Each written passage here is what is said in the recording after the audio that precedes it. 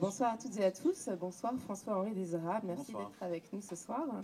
Nous vous avions reçu en 2021 pour votre roman Mon maître et mon vainqueur, qui vous a valu le Grand Prix de l'Académie française. C'est un grand plaisir de vous accueillir à nouveau pour votre dernier roman, L'usure d'un monde, qui vient de paraître aux éditions Gallimard. Que voulez-vous dire avec ce livre? Oh, alors déjà, c'est pas un roman, mais c'est un récit. C'est le récit d'un voyage en Iran que j'ai fait fin 2022, en novembre-décembre 2022, sur les traces de Nicolas Bouvier. Je ne sais pas si certains d'entre vous ont déjà lu L'usage du monde de Nicolas Bouvier, qui est un récit de voyage magnifique que j'imagine que vous avez à la librairie, euh, paru en 1963, et qui retrace un voyage fait par cet écrivain genevois à l'âge de 24 ans en Fiat Topolino de Belgrade à Kaboul en Afghanistan, en passant par évidemment la Yougoslavie, la Turquie, l'Iran et le Pakistan.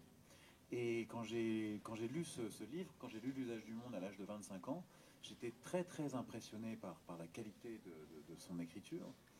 Et je me suis promis un jour de refaire une partie de ce périple. Initialement, je devais partir début 2020. Il y a eu cette assignation à résidence sous surveillance policière que nous appelons confinement. Et j'ai dû ajourner mon projet parce que la frontière iranienne est restée fermée pendant plusieurs années.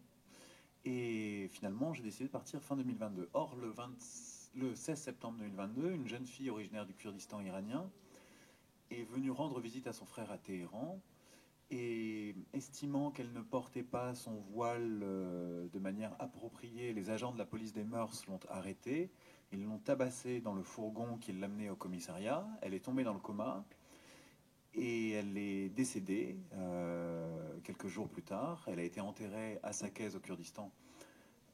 Et lors de son enterrement, eh bien, des gens ont commencé à crier un slogan, Jin Jian Azadi en kurde, Zan Zendegi Azadi en persan, Femme, vie, liberté en français. Et ce cri du cœur parti de ce cimetière au Kurdistan iranien aurait pu rester cantonné à ce cimetière et finalement il s'est propagé de lèvre en lèvre, de ville en ville, de province en province et le nom de Mahsa Amini, le nom de cette jeune fille, est devenu quasiment plus connu que celui de toutes les plus grandes figures de l'Iran. Et donc le pays s'est embrasé et au moment où j'arrive, il y avait eu plus de 500 morts dans les manifestations. Il y avait 15 000 prisonniers politiques. Et évidemment, il n'y avait plus aucun journaliste sur place. Les journalistes iraniens étaient emprisonnés. 70 journalistes iraniens ont été arrêtés depuis la mort de Mahsa Amini. 25 sont aujourd'hui toujours derrière les barreaux. Et les journalistes étrangers ne se voyaient plus délivrer de visa. Comme je n'étais pas journaliste, comme je n'avais pas de carte de presse, j'ai demandé un visa touristique, ce que plus personne ne faisait.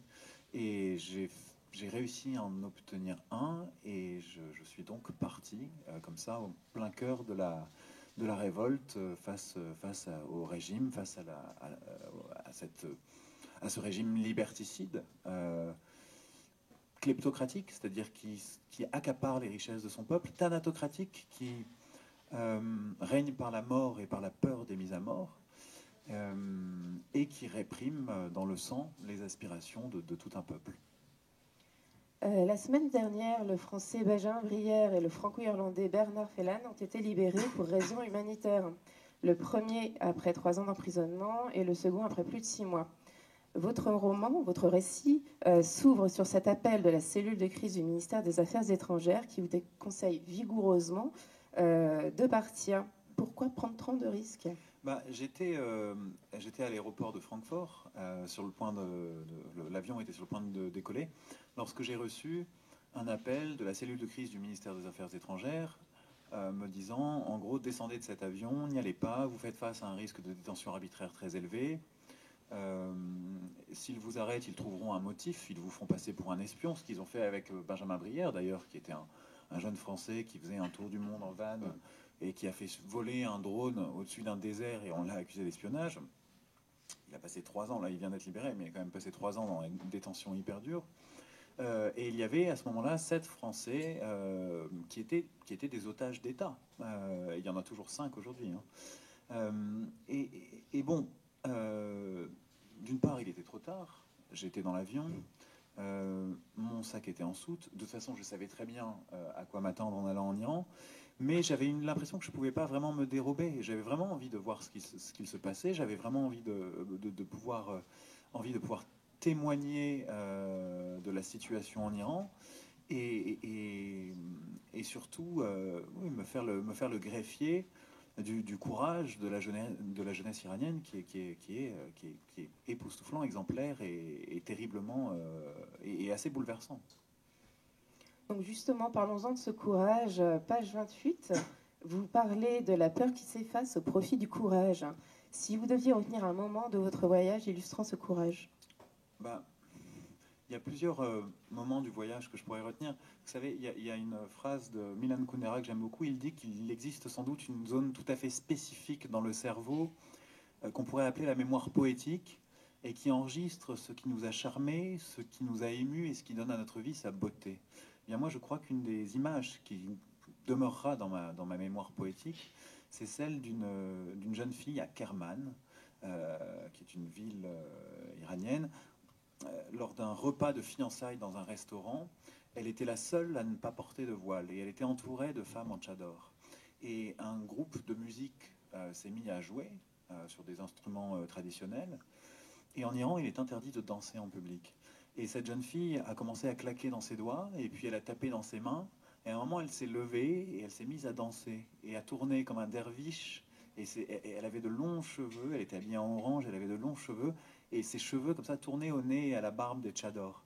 Et j'ai trouvé cette image absolument magnifique. Et donc voilà une image courageuse que je retiendrai. Et il y en a une autre, évidemment, qui est celle à Ispahan, où j'ai rencontré une autre jeune fille qui avait une vingtaine d'années, qui s'appelle enfin, que j'appelle Niloufar, parce qu'évidemment je ne mets pas les vrais prénoms dans ce livre pour justement préserver l'intégrité physique et la liberté des personnes que j'ai pu rencontrer.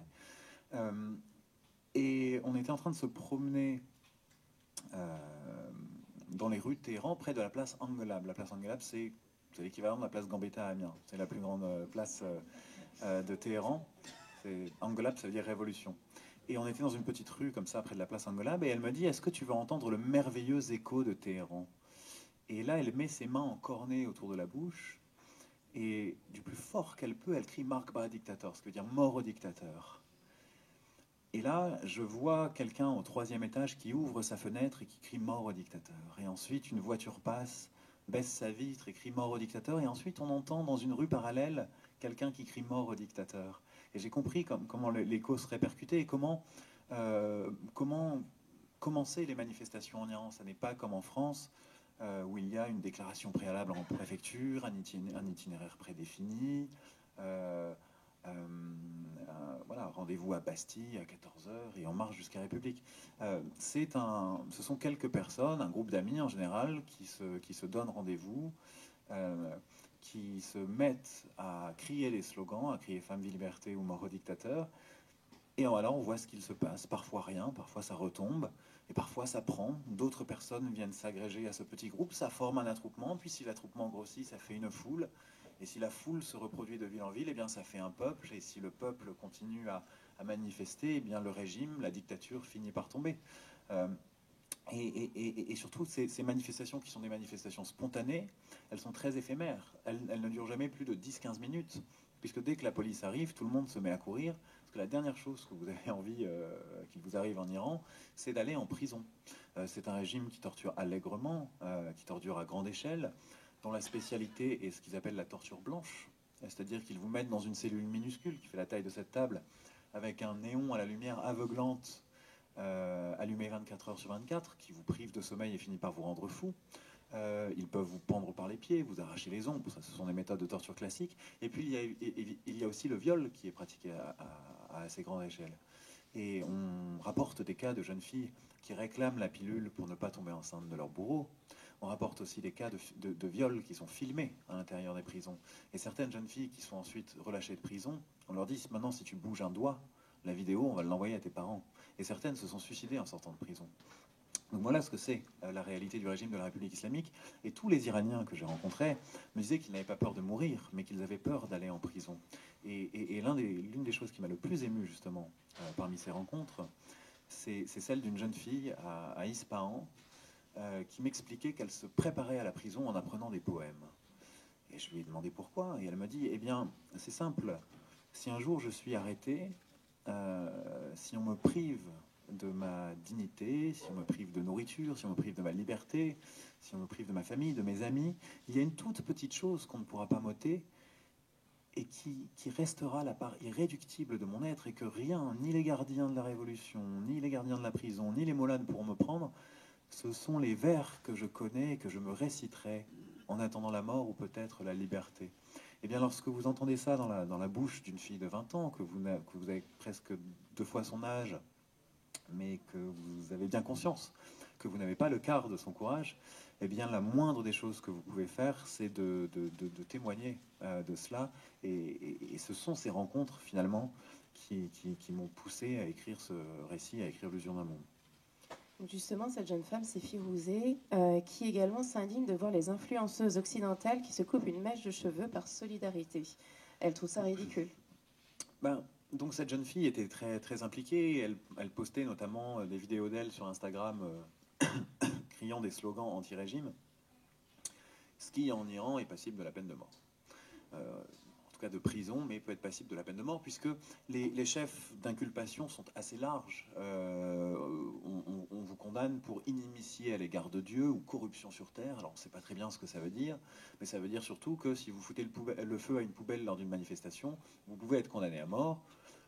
C'est arrivé, hein, un jeune homme qui a mis le feu à une poubelle, et quand vous êtes condamné à mort, eh bien on ne dit pas à votre famille quand on va vous exécuter, et puis un beau matin, votre famille apprend qu'on vous a pendu à l'aube au bout d'une grue, et qu'on vous a enterré pendant la nuit, sans vous le dire, parce que on ne veut pas qu'il y ait un soulèvement lors de votre enterrement. Donc voilà la réalité des choses. Et pardon, j'ai perdu le fil de votre question, c'était quoi? Les influenceuses. Oui, c'est ça. Et cette jeune fille donc postait des vidéos sur Instagram comme ça, et elle avait un sentiment très ambivalent à l'égard de toutes ces femmes, surtout qui ont apporté leur soutien depuis l'Occident à la cause iranienne, en se coupant une mèche de cheveux et en postant les vidéos sur les réseaux sociaux. Elle trouvait que c'était, déjà, ça ne représente aucun risque. Surtout, elle pensait qu'on pouvait douter de leur sincérité, parce qu'il y a aussi des influenceuses qui font ça de manière totalement obscène, dans un mélange des genres tout à fait obscène, qui se coupent une mèche de cheveux, puis ensuite font la promotion d'une crème amincissante ou d'un rouge à lèvres. Et donc, oui, elle avait des sentiments très ambivalents à l'égard du soutien apporté par les Occidentaux. Moi, je ne sais pas à quoi m'en tenir lorsque je la comprends, et en même temps, je pense au vers du pasteur Martin Niemöller, qui, pendant la Deuxième Guerre mondiale, disait, lorsque les nazis sont venus chercher les communistes, je n'ai rien dit, je n'étais pas communiste. Lorsqu'ils sont venus chercher les syndicalistes, je n'ai rien dit, je n'étais pas syndicaliste. Lorsqu'ils sont venus chercher les sociodémocrates, je n'ai rien dit, je n'étais pas social-démocrate. Et lorsqu'ils sont venus me chercher, il ne restait plus personne pour protester. Alors je crois que la protestation, évidemment l'engagement est louable, mais il faut se méfier de ceux qui sont davantage engagés dans la publicité de leur engagement et qui finalement ne sont pas toujours très, très sincères dans leur engagement, et dont l'engagement se résume justement à récolter des likes sur les réseaux sociaux. Durant votre séjour en Iran, vous avez croisé beaucoup d'opposants au régime, et vous avez aussi croisé Yassine, qui lui le soutient. Pourquoi le soutient-il? Bien, je n'ai jamais rencontré un peuple aussi défiant à l'égard du régime. Bon, c'était avant que je rentre en France et qu'il y a la réforme des retraites. Mais à un moment, je faisais du stop, et entre Kashan et Ispahan, et un type me prend en spot. C'était un prof de biologie à la retraite qui ressemblait à Salman Rushdie, mais qui était plutôt du genre à remettre une pièce dans la machine à fatwa, et qui avait un petit pendentif représentant l'ayatollah Khamenei, donc le guide suprême, au rétroviseur de sa voiture. Donc j'ai su tout de suite à quoi m'en tenir. Et ce Yassine, vraiment, je le regardais comme l'entomologiste regarde une espèce de papillon très rare. On est en voie de disparition parce qu'il y avait très peu de soutien du régime en Iran. Et lui était un brave citoyen, était un homme qui n'hésitait pas à s'arrêter au bord de la route, enfin à s'arrêter sur la route pour ramasser les bouteilles qui traînaient au bord, qui me parlait de sa femme et de ses filles avec beaucoup d'amour, qui a insisté pour faire un détour d'une heure pour me montrer un village qui valait le coup d'être vu, qui a insisté pour me déposer sur le pas de la porte de mon auberge, qui a refusé la poignée de toman que je lui tendais pour le dédommager de ses frais kilométriques. Donc un brave type, mais soutien sincère du régime, qui me disait qu'il donnerait sa vie pour préserver, pour donner 3 secondes de plus à l'ayatollah Khamenei. Donc un type assez dévot, vraiment un grand soutien du régime. Et c'est vrai que ça serait plus simple de considérer tous les serviteurs zélés de la République islamique comme des monstres sanguinaires qui jouent aux billes avec les yeux des opposants politiques. Mais ça n'est pas toujours le cas. Vous savez, une des définitions de la littérature que je préfère, c'est celle de Faulkner. Il dit que écrire, c'est comme craquer une allumette dans la nuit dans un bois. Eh bien, lorsque vous craquez une allumette dans la nuit dans un bois, vous voyez combien il y a d'obscurité partout. Et la littérature, dit Faulkner, ne sert pas à y voir plus clair, mais elle sert à mesurer l'épaisseur de l'ombre. À mesurer l'épaisseur de l'ombre. C'est une magnifique définition de la littérature. Eh bien, je crois que c'est pareil avec le voyage. Le voyage, on ne voyage pas pour se rincer l'œil de nouveaux paysages. On voyage pour revenir justement avec des yeux différents, pour en revenir avec un regard plus aiguisé, un regard comment dire, plus accoutumé justement à l'épaisseur de l'ombre, c'est-à-dire au réel dans tout ce qu'il a de plus complexe. Et c'était très intéressant justement de rencontrer ce Yassine, d'apporter un peu de complexité à la situation et de voir que tout n'était pas toujours tout blanc ni tout noir, et qu'il y avait un peu de clarté même dans les zones d'ombre. Avez-vous eu peur pendant ce voyage ? J'ai eu peur dans l'avion, lors du vol aller, parce que je venais de recevoir ce coup de téléphone du ministère des Affaires étrangères. Et pendant tout le trajet, je me suis dit, mais dans quoi je suis en train de foutre les pieds ? Et j'ai eu peur d'être arrêté dès mon arrivée en Iran à l'aéroport. Finalement, j'arrive à l'aéroport. Vous savez, dans les aéroports internationaux, en général, il y a 2 files, une pour les passeports étrangers et une file pour les passeports nationaux. Comme il n'y avait aucun étranger qui allait en Iran, il n'y avait même pas de douanier à la file passeport étranger. Donc je me suis mis dans la file passeport nationaux. Et au moment où j'ai tendu mon passeport, un type à demi ensommeillé, d'une main leste, a tamponné mon visa sans me poser aucune question. Et j'étais en Iran. Donc à partir de là, je n'avais plus tellement peur. Il y a eu quelques contrôles de police. Mais sans la moindre gravité. Et oui, la fois où j'ai eu peur, mais a posteriori, c'est quand j'ai été arrêté à la fin par les gardiens de la Révolution à Saqqez, au Kurdistan. Oui, puis ils vous ont gardé un petit bout de temps quand même. Oui, c'était c'était la dernière étape du voyage, parce que Nicolas Bouvier n'est pas allé au Kurdistan, mais moi, une fois que j'ai terminé l'itinéraire, je me suis dit, mais en fait, il faut terminer à Saqqez, il faut terminer au Kurdistan, c'est-à-dire là où tout est parti. Et donc je vais au Kurdistan, qui est une des provinces les plus réprimées. C'est une majorité, enfin ils sont sunnites au Kurdistan et l'Iran est un pays chiite. Et les 2 provinces les plus réprimées, ce sont le Baloutchistan et le Kurdistan, donc là où il y a une majorité sunnite. Et ce sont aussi c'est aussi la province qui est vraiment à l'avant-garde de la contestation. Et je me promène comme ça dans les rues de Saqqez, et la première chose qui me frappe, c'est qu'il n'y a aucune présence policière. Alors que partout ailleurs en Iran, il y avait une très forte présence policière. On voyait des policiers partout, harnachés, avec des boucliers, des pistolets mitrailleurs, des casques, des motos. Et là, pas un seul policier. Bon, j'étais étonné. C'est quand même de là que tout est parti. La deuxième chose qui me frappe, c'est que personne ne me parle. C'est-à-dire que les Kurdes ne venaient pas m'adresser la parole, alors que partout ailleurs en Iran, il y avait une curiosité à mon égard, il y avait une bienveillance, une délicatesse, une recherche de contact. Je n'ai jamais rencontré un peuple aussi hospitalier que les Iraniens, mais au Kurdistan, les gens ne venaient pas me parler. Et j'ai compris après coup, en fait, que ça grouillait de flics en civil, donc qui ne portaient pas d'uniforme, mais il y avait des flics en civil partout, et que venir parler à un étranger, ça pouvait vous causer de sérieux problèmes. Et à un moment, eh bien, je m'assois dans un restaurant, qui, comme tous les restaurants en Iran, m'a servi un kebab. À chaque fois que j'avais dans un restaurant, je pointais mon doigt au hasard sur la carte, et je ne comprends rien au persan, donc, et invariablement, on m'a amené un kebab. Bon. Et donc, on m'amène un kebab, et un type s'assoit en face de moi, et je me dis, ah, enfin, un Kurde qui vient s'intéresser un peu à moi, qui veut parler. Et il commence à me demander d'où je suis.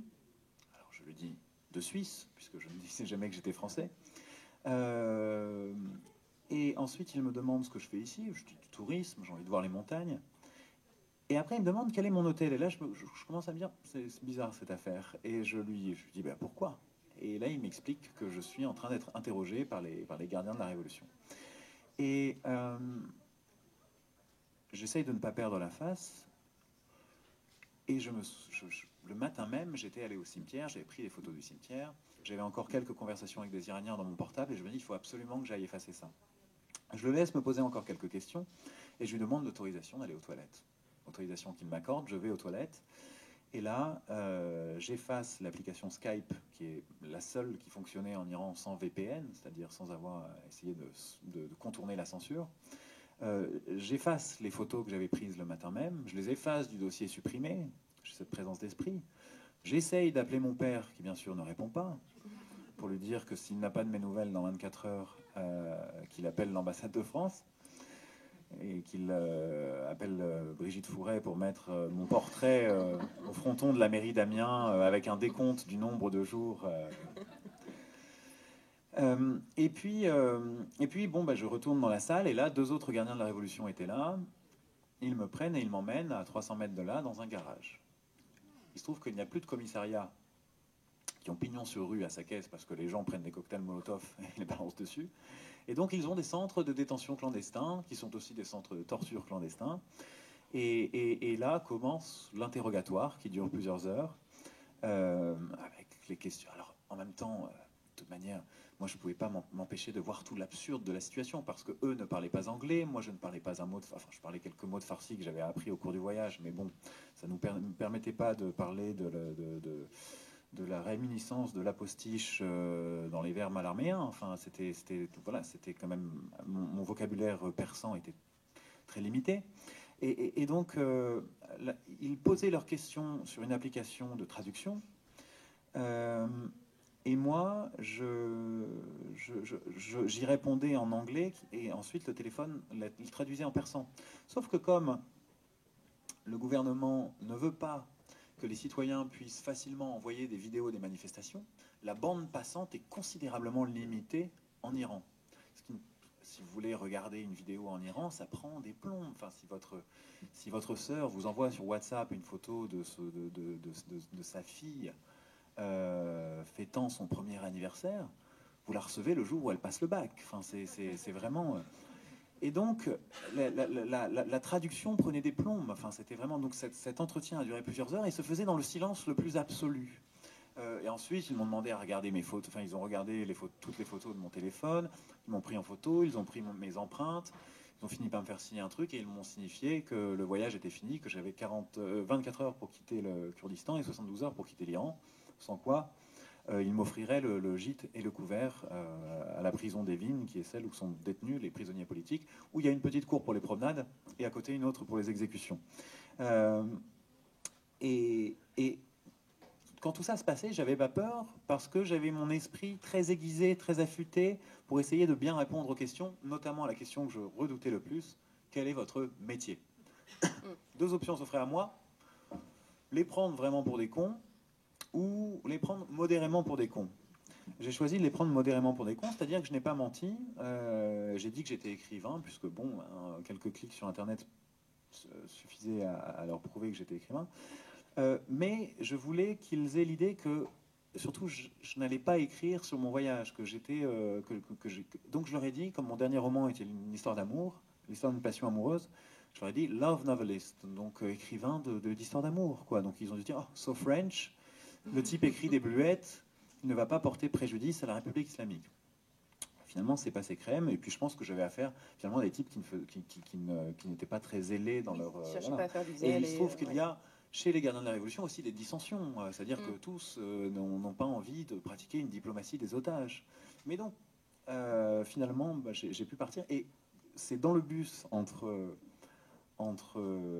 Saqqez et Téhéran, entre Kurdistan et Téhéran, que là, en fait, en me rendant compte du péril auquel j'avais échappé, j'ai eu peur. Et le dernier moment où j'ai eu peur, c'est en allant prendre l'avion, parce que bon, je savais que j'étais fiché, et je savais que souvent, il y a beaucoup de gens qui étaient arrêtés au moment de prendre l'avion, à l'aéroport, alors qu'ils avaient quitté le pays.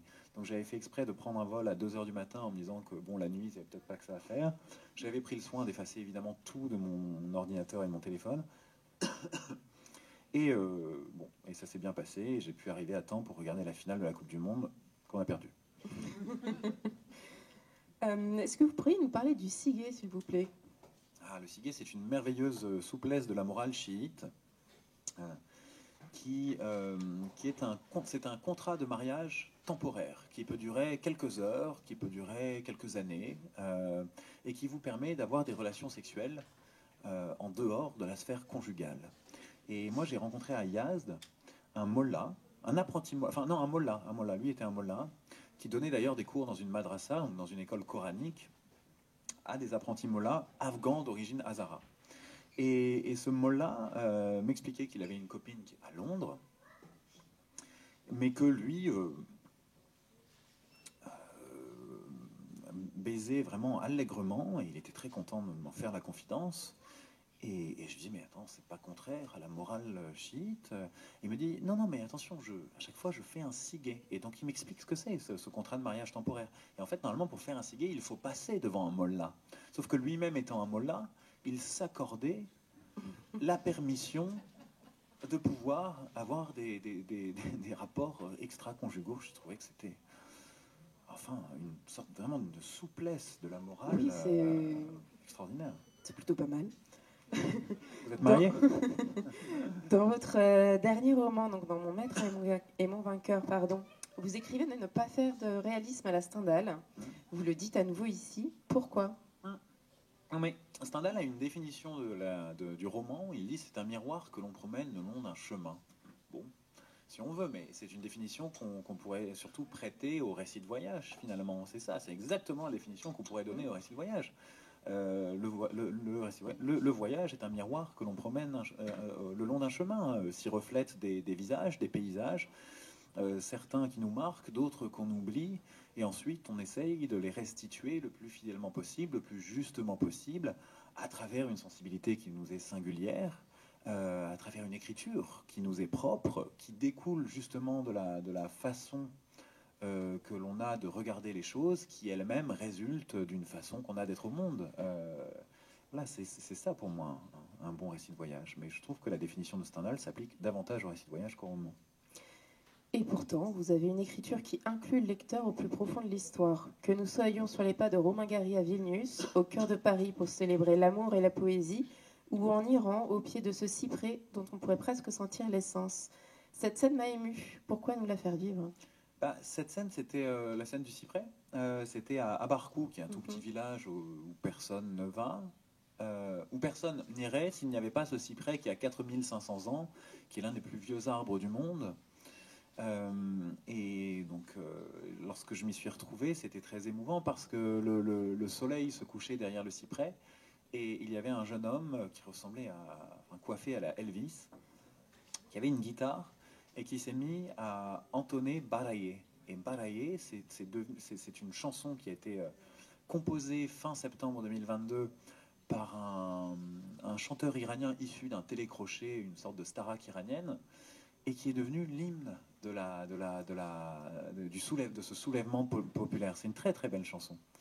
Et évidemment, la République islamique interdit de la chanter, mais en 2 jours, la chanson avait été visionnée 70 millions de fois, donc il était trop tard, et les gens l'apprenaient par cœur, et c'était devenu manière de protester que de mettre la chanson Fenêtre ouverte dans sa voiture ou de la chanter. Et donc ce jeune homme s'est mis à chanter Baraillé, ce qui représentait un risque, puisque si un des sbires du régime passait par là à ce moment-là, il aurait tout à fait pu être arrêté et emprisonné. Je vais encore poser une question à François-Henri Désérable, et ensuite, si vous voulez en poser, le micro sera à vous. Vous nous livrez un très beau récit, puissant, sensible et parfois drôle, notamment avec cette histoire de Tarof. Qu'est-ce donc? Alors le Tarof, c'est une pratique que je ne connaissais pas, qui est une règle de politesse non écrite, en vigueur en Iran, et qui régit les interactions en société. Je vais vous donner 3 exemples. Si vous êtes en train de faire la queue au guichet d'une banque, eh bien la personne qui est devant vous va systématiquement vous proposer de passer devant elle, même si elle n'a pas du tout envie que vous acceptiez sa requête. Et donc, il convient de refuser une première fois. Et la personne va insister. Elle va vous dire, non, mais vraiment, moi, je suis pas pressé. Et vous allez dire, non, mais vraiment que Dieu que Dieu m'envoie en enfer si jamais je passe devant vous. Et elle dit, mais non.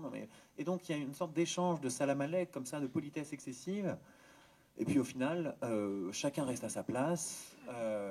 Mais les apparences sont sauf. Donc, les Iraniens considèrent que c'est soit une forme de politesse poussée à son raffinement le plus extrême, soit une forme d'hypocrisie excessive. Et une autre forme du taraf, c'est les Iraniens souvent vous proposent de dormir chez eux. Si vous arrivez dans une ville et que vous n'avez pas d'auberge, eh bien ils vous disent mais venez à la maison. Et puis très vite, ils vous disent bon, c'est petit, mais on peut se serrer. Ou alors, bon, ma fille est malade, mais c'est pas grave, elle portera un masque. Voilà. Et alors moi, à laquelle j'ai eu la forme de taraf à laquelle j'ai eu le plus affaire, c'est lorsque vous prenez le taxi, eh bien, mais vraiment systématiquement, alors que les Iraniens sont un peuple très pauvre, qui gagne peu d'argent, il y a une très forte inflation. C'est d'ailleurs une des raisons pour lesquelles ils descendent dans la rue. Hein. Il faut toujours une nécessité économique pour commencer une révolution. La Révolution française a commencé parce que, quand les femmes se sont décidées à marcher sur Versailles, parce qu'il n'y avait plus de pain, plus de farine, et qu'elles avaient le ventre creux. Eh bien, en Iran, c'est pareil. Ce n'est pas seulement une aspiration à davantage de liberté, c'est aussi des revendications économiques. Et donc, les chauffeurs de taxi, même s'ils gagnent très peu, à chaque fois que je prenais un taxi, au moment de les payer, de leur tendre une poignée de tomans pour leur régler la course, ils me disaient « Non, mais c'était un honneur de recevoir un Français dans mon taxi. » Et j'insistais. Ils me disaient « Non, mais c'était une toute petite course de rien du tout. Enfin, ça n'a duré qu'un quart d'heure. Vraiment, je m'en voudrais de prendre votre argent. » Et finalement, vous insistez parce que vous savez, si jamais vous quittez le taxi sans avoir réglé la course, alors que eux-mêmes vous ont invité à ne pas le faire, eh bien, vraiment, ils vous hurlent dessus et maudissent votre nom sur 12 générations. Donc voilà le Tarof en Iran. Et l'apprentissage du Tarof, maîtriser les codes du Tarof et l'apprentissage d'une vie tout entière. Et donc il est très difficile en Iran de savoir ce qui est sincère ou ce qui relève purement d'une politesse assez excessive. Ça peut vite devenir délicat. Avez-vous des questions? J'en ai encore beaucoup, c'est pas grave, mais quand même. Ah oui, là-bas.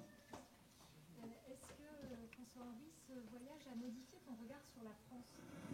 Souvent, les voyages nous font évoluer d'une façon ou d'une autre. Là, c'est quand même une expérience extrême. Vous savez, il y a quand même cette phrase de Sylvain Tesson qui est la plus reprise sur les réseaux sociaux. La France est un paradis où elle est peuplée de gens qui se croient en enfer. Et c'est vrai que, bon, lorsqu'on revient d'Iran et qu'on voit sur les réseaux sociaux Macron dictature, ouais, je veux bien aller faire un tour en République islamique. Non, mais la France est un pays merveilleux.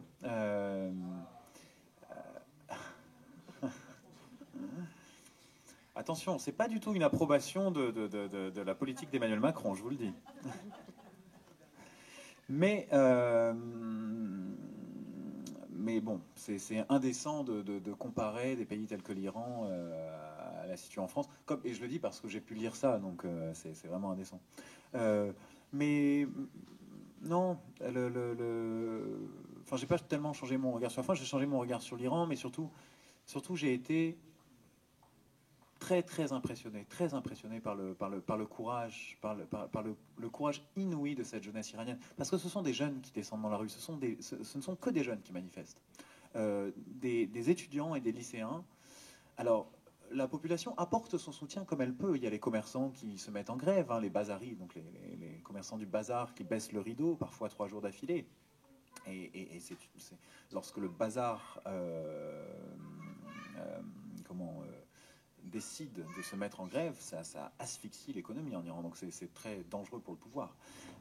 Et puis j'ai aussi rencontré par exemple une vieille dame qui au sortir du bazar je crois que c'était à Téhéran, avait 3 fers à repasser. Elle avait acheté 3 fers à repasser. Je lui demande pourquoi. Elle me dit: je ne sais pas pourquoi, mais à chaque fois qu'un manifestant est coursé par un milicien du régime sous mes fenêtres, mon fer à repasser tombe de mon balcon. Donc il y avait vraiment des moyens quand même de lutter ou de prêter main forte aux manifestants en restant chez soi. Et j'ai aussi rencontré des manifestants qui m'ont dit qu'il y a beaucoup de gens qui attendaient derrière leur porte pour pouvoir la rouvrir lorsqu'ils étaient coursés, ou qui leur tendaient des mouchoirs imbibés de vinaigre pour contrecarrer les effets des gaz lacrymogènes. Mais en tout cas, ceux qui manifestent sont essentiellement des jeunes. Pas seulement des jeunes filles, hein, ce sont les jeunes filles qui ont commencé ça, mais beaucoup de jeunes hommes qui sont venus au soutien des jeunes filles. Et de les voir comme ça, lorsque vous les entendez dire qu'ils n'ont pas peur de la mort, mais qu'ils ont peur d'aller en prison, et néanmoins ils continuent et l'autre chose, c'est qu'ils me disaient aussi, on n'a pas peur des blessures légères, mais on est assez emmerdé d'être blessé assez lourdement parce qu'on vient vous arrêter jusque sur votre lit d'hôpital. Et même ceux qui sont blessés gravement ne vont pas, la plupart de ceux qui sont blessés gravement se soignent chez eux s'ils arrivent à s'en sortir, parce que c'est très dangereux d'aller à l'hôpital. Est-ce qu'il y a d'autres questions? Je continue. Comment, à seulement 36 ans, il me semble, cultiver empathie et à la fois sobriété dans votre écriture? Oh, bah ça, je sais pas si c'est une question d'âge. Mais empathie et sobriété,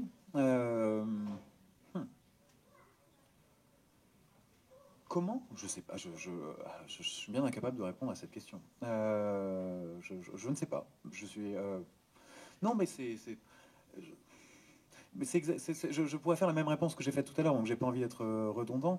Mais moi, je pense que chaque écrivain aspire à une chose, c'est-à-dire que si vous fermez les yeux et que vous nous écoutez parler, vous allez être en mesure de distinguer qui est en train de parler, parce que vous allez reconnaître notre voix. Eh bien, une écriture, c'est une voix par écrit, c'est le grain d'une voix par écrit.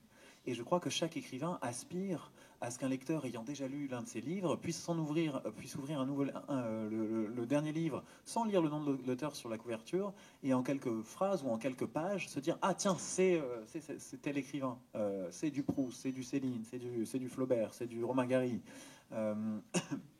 c'est du Annie Ernaux. Et moi j'essaye, enfin c'est ce à quoi j'aspire. Et ça ne vient justement, cette singularité dans l'écriture, elle vient au fil on est formé aussi par nos lectures, mais par notre manière d'appréhender les choses, qui elle-même, de voir les choses, qui résulte d'une manière d'être au monde. Mais bon, c'est comme le Tarov, c'est l'apprentissage d'une vie tout entière. Écrire pour le théâtre ou pour le cinéma, est-ce que vous y pensez? Non seulement j'y pense, mais je l'ai fait. J'ai écrit un scénario avec mon amie Maria Pourchet sur le 2e Goncourt de Romain Gary, parce que Romain Gary a remporté le Goncourt une 2e fois. Il l'a remporté une première fois en 1956 pour Les Racines du ciel. Et alors qu'on ne peut pas avoir 2 fois le concours, vous connaissez tous cette histoire, j'imagine, il a pris un pseudonyme, celui d'Émile Ajar. Il a, en 1975, publié un roman magnifique qui s'appelle La vie devant soi. qui a remporté le Goncourt. Et cette mystification littéraire n'a été dévoilée qu'après la mort de Gary en 1980, lors d'un fameux numéro d'Apostrophe, où Paul Pavlovitch, son petit cousin, est venu expliquer que Émile Ajar et Romain Gary étaient en fait un seul et même écrivain. Et avec Maria Pourchet, on a écrit le scénario d'un film qui est actuellement en tournage, avec Charles Berling dans le rôle de Romain Gary. Et lorsque j'écrivais on a rendu le scénario au réalisateur, je lui ai demandé si je pouvais pas avoir un petit rôle. Et il se trouve qu'il y avait un rôle de libraire que j'aimais bien. Et j'ai demandé si je pouvais tenir le rôle du libraire. Il m'a dit, ouais, bon, il y a quand même deux belles scènes hein, pour le libraire. Je suis d'accord, tu peux jouer le libraire, mais je vais quand même te faire un casting. Et quand il m'a dit, je suis d'accord pour que tu joues le libraire, à un moment, il y a une scène où c'est une fête étudiante, et il y a le libraire, et il y a un pilote d'Air France. Et j'ai retiré des lignes de dialogue au pilote pour en rajouter au libraire. Je me suis dit, j'aurai plus de dialogue. Et je passe le casting, et il me rappelle 3 jours plus tard, il me dit, écoute, c'était pas mal, mais on a préféré prendre un comédien professionnel pour jouer le rôle du libraire. Il me dit, mais j'ai une bonne nouvelle quand même. On te propose le rôle du pilote.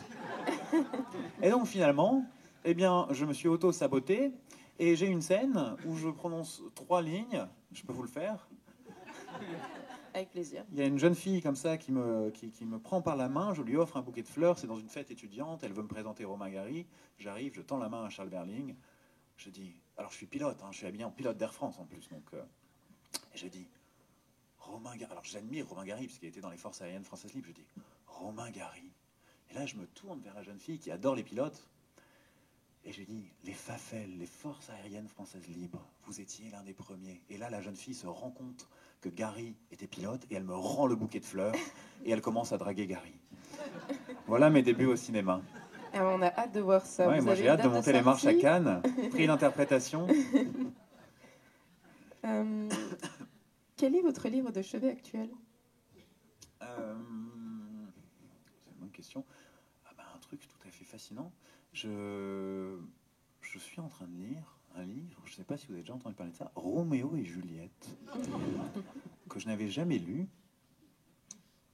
Et je le lis, et dans la pièce de Shakespeare, Roméo a 20 ans et Juliette en a 13.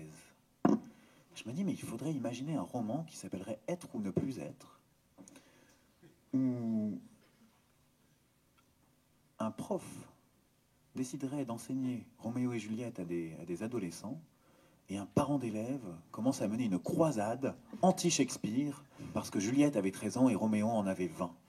Et alors là, il y a une sorte de polémique qui enfle et qui enfle et qui enfle, et on veut cancel Shakespeare, le radier de la mémoire des hommes, le faire disparaître, être ou ne plus être. Voilà, donc je lis Roméo et Juliette. Peut-être un prochain projet de... Je sais pas, j'ai eu cette idée hier, je me suis dit, il y a quelque chose à creuser. C'est une bonne idée, ça peut être... C'est casse-gueule quand même. Hein. Oui, mais bon, c'est un beau challenge. Ouais. Quel est le livre dont vous ne séparerez jamais? Oh, il y en a plusieurs, mais Belle du Seigneur d'Albert Cohen, qui est le livre qui m'a donné envie d'écrire. L'usage du monde de Nicolas Bouvier. C'est magnifique lorsque vous lisez Bouvier. La première page de l'usage du monde. Nous avions 2 ans devant nous et de l'argent pour 4 mois.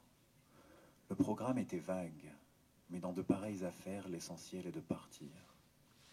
C'est la contemplation silencieuse des atlas à plat ventre sur le tapis, entre 10 et 13 ans, qui donne ainsi l'envie de tout planter là.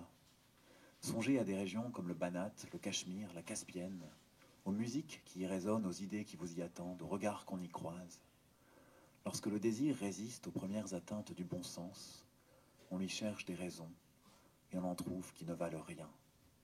En vérité, on ne saurait dire ce qui vous pousse. Quelque chose en vous grandit et détache les amarres, jusqu'au jour où, pas trop sûr de soi, on s'en va pour de bon. Un voyage se passe de motifs. Il ne tarde pas à prouver qu'il se suffit à lui-même. On croit qu'on va faire un voyage, mais bientôt, c'est le voyage qui vous fait ou vous défait. Ah ça, on ne peut pas s'en séparer de ça.